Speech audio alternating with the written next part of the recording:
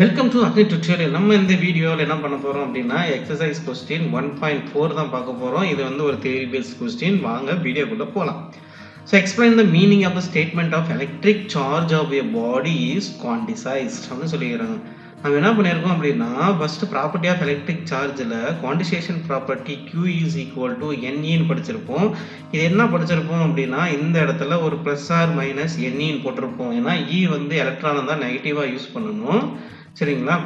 இப்போ பாசிட்டிவாக இருந்துச்சுன்னா புரோட்டான் யூஸ் பண்ணணும் அப்படின்னு சொல்லி படிச்சிருப்போம். இதில் அவங்களே கொடுத்துருப்பாங்க என்னங்கிறது என்ன அப்படின்னா ஒரு இன்டீஜர் வேல்யூ. சரிங்களா? ஸோ என்ன பண்ணியிருப்போம் அப்படின்னா 0, plus or minus 1, plus or minus 2, plus or minus 3 அப்படின்னு தான் எடுத்திருப்போமே தவிர N1 வந்துட்டு 0.5, 0.9, 1.2 அப்படின்னு எடுத்திருக்கவே மாட்டோம். சரிங்களா? ஸோ அப்போ என்ன பண்ணியிருப்போம் அப்படின்னா நம்ம ஒரு பேசிக்காக ஒரு ஃபண்டமெண்டல் ப்ராப்பர்ட்டிஸ் எடுத்தோம் அப்படின்னா ஒரு total charge of a body வந்து எப்பவுமே எப்படி இருக்கும்? Always integral multiple of basic charge, quantum charge அப்படின்னு சொல்லி கொடுத்துருப்பாங்க. சரிங்களா? ஸோ என்னது?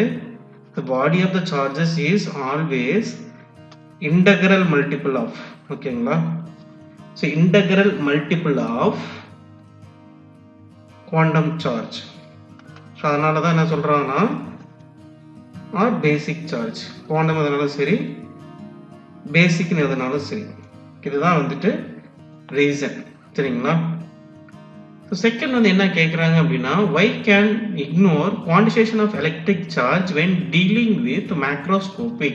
ஸோ மேக்ரோஸ்கோபிக் அப்படின்றது அதுக்கு மீனிங் கொடுத்துட்டாங்க லார்ஜ் ஸ்கேல் சார்ஜஸ். ஸோ அப்படி பண்ணும்போது ஏன் வந்துட்டு குவான்டிசேஷனுடைய வேல்யூ வந்து இக்னோர் பண்ணிடுறோம் அப்படின்னு சொல்லி கேட்குறாங்க. இதுக்கு வந்து வெரி வெரி சிம்பிள். நமக்கு என்ன தெரியும்? Q ஈக்குவல் டு NE தெரியும். அப்போ ஒரு கூலும் ஆஃப் சார்ஜில் எவ்வளோ எலக்ட்ரான் இருக்குன்னு சொல்லி கண்டுபிடிச்சோம் அப்படின்னா 1 × 1.6 × 10⁻−19 போட்டோம் அப்படின்னா 1/1.6 × 10⁻+18 சாரி +19 வரும். இதை என்ன பண்ணுறோம் அப்படின்னா 10/1.6 × 10⁻+18 அப்படின்னு நம்ம சால்வ் பண்ணுறோம். ஸோ இது சால்வ் பண்ணி நமக்கு என்ன பண்ணியிருப்போம் அப்படின்னா நமக்கு வந்துட்டு ஒரு கொஸ்டின்ஸே எக்ஸாம்பிள் கொஸ்டின்லேயே இருக்கும் இல்லைங்களா? ஸோ அதோட வேல்யூ பார்த்தோம் அப்படின்னா N is equal to 6.25 × 10⁻+18 number of electrons வந்து அதில் இருக்கும். கரெக்டுங்களா? அப்போ ஒரு பாடியில் வந்து ஒரு கூலும் ஆஃப் சார்ஜ் இருந்துச்சு அப்படின்னா அதில் இருக்கிற டோட்டல் நம்பர் ஆஃப் எலக்ட்ரான்ஸ் வந்து 10⁻18 இருக்கு. இப்போ 10க்கு அப்புறம் 18 zeros இருக்கும். சரிங்களா? ஸோ அப்படிங்கும்போது என்ன பண்ணுறோம் அப்படின்னா E வேல்யூ எடுத்துட்டோம் அப்படின்னா 1.6 × 10⁻−19. இப்போ -19 பெருசா +18 பெருசா? +18 தான் பெருசு. சரிங்களா? ஸோ அதனால தான் என்ன பண்ணுறாங்க அப்படின்னா சார்ஜ்னு எடுக்கும்போது அது வந்து எண்ணில் இருக்கிற எலக்ட்ரான்ஸ் வந்து அதிகமாக இருக்கிறதுனால மேக்ரோஸ்கோபிக் வேல்யூஸுங்கிறதுனால நம்ம இந்த லெஸ்ஸர் வேல்யூ வந்து கன்சிடர் பண்ணுறதில்ல. ஸோ அதனால் என்ன பண்ணுறோம் அப்படின்னா நம்ம வந்து இக்னோர் பண்ணிடுறோம். சரிங்களா? ஸோ இதுதாங்க ரீசன். சரிங்களா?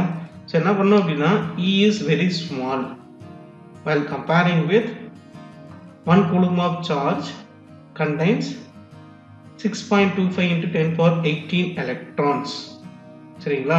அப்போ லார்ஜ் அமௌண்ட் ஆஃப் சார்ஜ் வந்து கண்டினியூஸாக ஃப்ளோ ஆகிட்டே இருக்கும். ஸோ அதனால தான் நம்ம வந்துட்டு இந்த வேல்யூ வந்து மறந்துடுறோம், இல்லைன்னா இக்னோர் பண்ணிடுறோம். சரிங்களா? ஸோ இதுதாங்க வந்து சொல்யூஷன். ஸோ இந்த வீடியோ பிடிச்சிருந்துச்சுன்னா மறக்காம நம்ம சேனல் ஒரு லைக் போட்டு உங்கள் ஃப்ரெண்ட்ஸுக்கு ஃபார்வர்ட் பண்ணுங்கள். நன்றி, வணக்கம்.